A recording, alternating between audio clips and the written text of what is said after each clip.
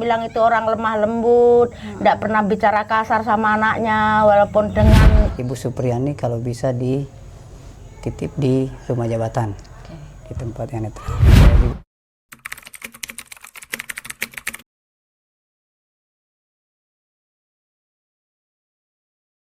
Nama Supriyani belakangan ramai diperbincangkan imbas viralnya kasus dugaan penganiayaan yang dituduhkan kepadanya.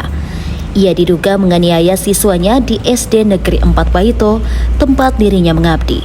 Kini Supriyani harus menjalankan berbagai rangkaian proses hukum terkait kasus tersebut. Supriyani sendiri merupakan guru honorer yang sudah mengabdi selama 16 tahun sejak usianya masih 20 tahun. Ia mengajar sambil menyelesaikan kuliahnya. Supriyani memiliki seorang suami dan 2 orang anak.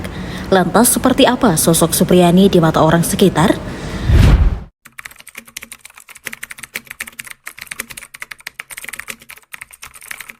Tepatnya pada tanggal 28 Oktober 2024, usai menjalani sidang kedua dengan agenda pembacaan eksepsi kasus dugaan penganiayaan tersebut, tim Tribun News Ultra berkesempatan melakukan wawancara dengan Camat Baito Sudarsono yang sejak Supriyani mendapat penangguhan penahanan pada 22 Oktober lalu, memberikan tempat tinggal sementara untuk Supriyani di rumah jabatan camat selama proses hukum berlangsung. Tribuners, kali ini saya sudah bersama dengan Camat Baito, dengan Bapak siapa kalau Sudarsono. Bapak Sudarsono. Nah, Tribuners, jadi Bapak Sudarsono ini merupakan sosok yang juga menemani Ibu Supriyani ya Bapak ya, sejak awal begitu. Nah, Pak, saya ingin bertanya, kenapa sih Pak Bapak ingin menemani ke Ibu Supriyani ini sendiri? Apa alasan dibalik itu Pak? Kami pada saat menjemput di lapas ada penangguhan, kemudian pengacara sampaikan bahwa Ibu Supriyani kalau bisa dititip di rumah jabatan, di tempat yang netral. Saya juga langsung menerima karena sebagai camat kita wajib memberi tempat ke warga kita yang dalam keadaan. Jadi Ibu Supriyani di sini kalau masalah hukumnya kami tidak campuri. Yang kita pastikan di sini kebutuhannya selama dalam proses menjalani sidang. Ya. Baik, Pak, Bapak sendiri melihat sosok Ibu Supriyani itu selama ini seperti apa sih? Apakah memang sudah kenal dari lama atau seperti apa Pak? Saya belum kenal juga, tapi selama saya melihat kan kita bisa tahu dari karakternya orang, biar baru berapa hari kita lihat. Ya, kemungkinan saya lihat Ibu Supriyani tipenya ya orang tenang, orangnya juga tidak sembarang ngomong. Ya, itu saya. Baik, Pak, harapannya Bapak sendiri juga Pak mungkin terhadap Ibu Supriyani untuk kedepannya seperti apa Pak? Ya, mudah-mudahan musibah yang menimpa beliau segera selesai dan harapan saya mudah-mudahan mendapatkan keadilan. Masih di hari yang sama, Tribun News Ultra juga berkesempatan mengunjungi rumah Supriyani di Kecamatan Baito. Dari pantauan tribunnewsultra.com yang berkunjung sekira pukul 17.30 WITA, rumah tersebut tampak kosong. Tepat di seberang jalan rumah Supriyani, terdapat rumah nenek darinya. Kami pun berkesempatan mewawancarai nenek Supriyani terkait keseharian dan tanggapannya atas kasus yang menimpa cucunya.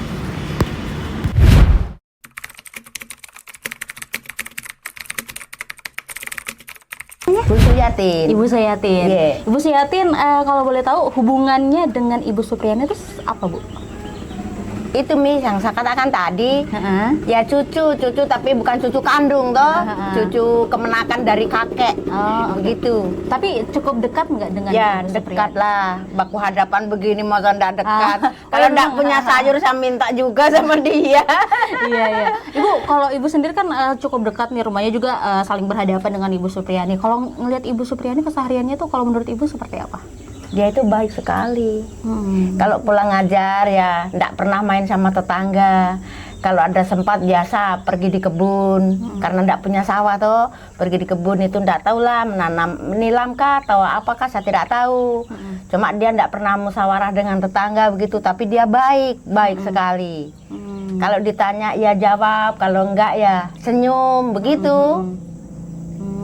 Ibu tahu kan kasus sekarang ini Ibu Supriani kan lagi ditimpa kasus nih Bu. Kalau Ibu perasaannya Ibu sendiri setelah mendengar Ibu Supriani dapat kasus ini seperti apa Bu? Saya kaget, nggak tahu karena nggak ada berita apa-apa di sini. Saya kaget itu baru-baru ini saya tahu karena saya nggak pernah di rumah. Suka saya pergi, maaf ya, saya tukang ngurut jauh-jauh terus. Jadi begitu ada ini baru saya kaget. Oh, cukup kaget juga ya Bu. Kaget sekali. Kenapa? Saya bilang itu orang lemah lembut, nggak pernah bicara kasar sama anaknya, walaupun dengan anak muridnya baik. Kenapa kena begini? Itu makanya saya tuh sakit itu. Oh, Saya kaget. kepikiran juga Iya. ya Bu ya. Padahal dia baik sekali. Kenapa kena begitu? Saya bilang ya, ya mudah-mudahan lancar lah dia Iya. di sana-sana. Saya tuh cuma doa begini saja, semoga tidak ada perpanjangan lagi lah. Iya. Begitu. Terima kasih sudah nonton. Jangan lupa like, subscribe, dan share ya.